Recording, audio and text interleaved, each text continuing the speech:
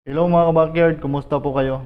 For today's video mga kabakyard, gagawa tayo ng DIY cage na gamit yung electric pan na sira.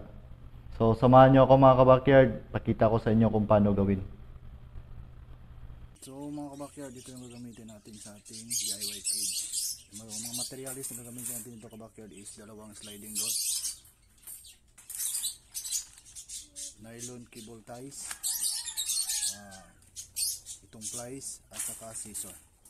So kasama na din tong screen kabakyard na 1 meter and a half para sa DIY cage na gagawin natin.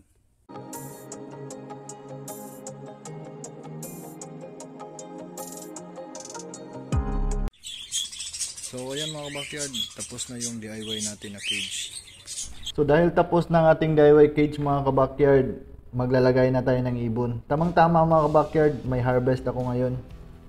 So mayroon tayo ditong wild type green, rainbow material, saka mayroon din tayong mga albino kabakyard.